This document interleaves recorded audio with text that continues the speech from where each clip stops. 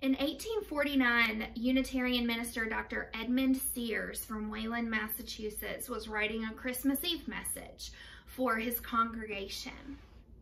And he was just desperately searching for words to inspire his congregation, but he was also having a really hard time lifting his own spirit from what he felt like was just a depressing scene that surrounded him. The poverty that he saw in his own community had all but broken his spirit. And he believed that every Christian, every person should be about reaching out to the lost and the helpless and the poor. So as he struggled, he thumbed through his well-worn Bible, and in the 2nd chapter of Luke, the minister was touched by the 8th and 9th verses, which say, "And there were shepherds living out in the fields nearby, keeping watch over their flocks at night.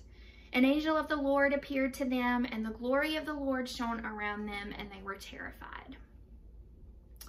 After considering the miraculous nature of that long ago moment, Sears picked up his pen and jotted down a 5-verse poem that he called "It Came Upon the Midnight Clear."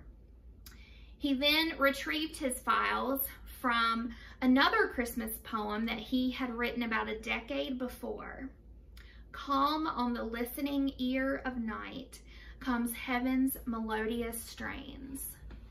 And beginning his message with his older Christmas poem, he quickly wrote a short sermon and decided to end his Christmas service with the inspired words of his newest poem.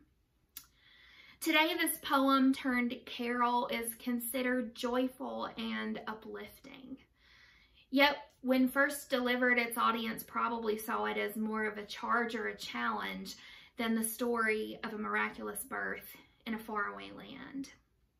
While the minister wanted, certainly, for his congregation to celebrate Christmas, he also wanted them to reach out to the poor, to address the social ills of the nation, and to consider what they could do as individuals to best reflect the Spirit of Christ in their daily lives.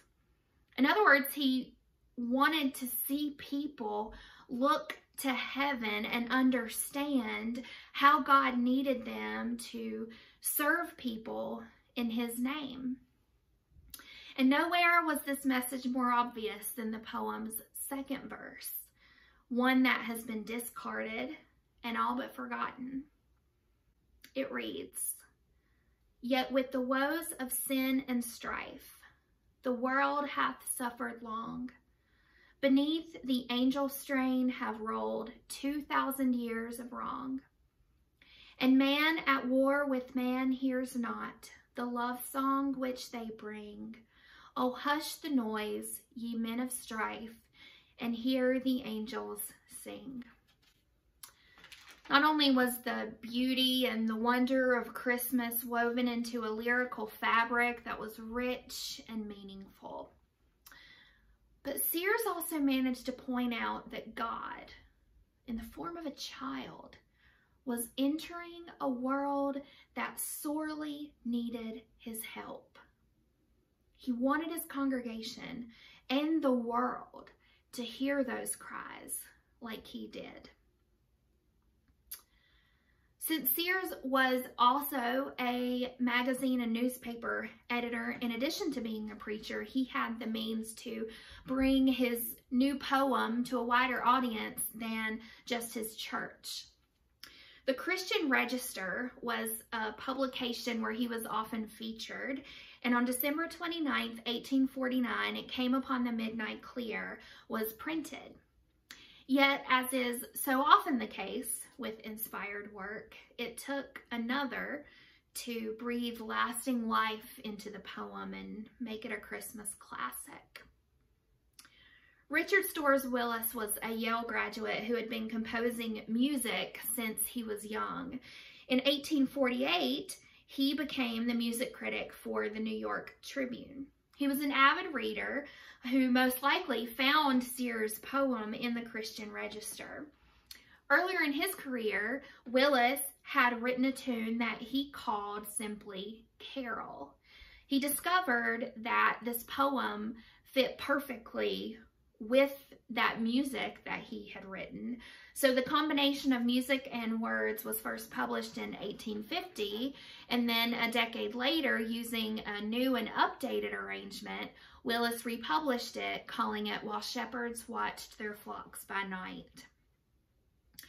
Within a decade of this second printing, It Came Upon the Midnight Clear had been adopted for use in a wide range of denominational hymn books. Yet it wasn't until the 20th century that the carol would become one of the world's most popular Christmas messages in song. During World War I, American troops sang It Came Upon the Midnight Clear throughout France during the holiday season.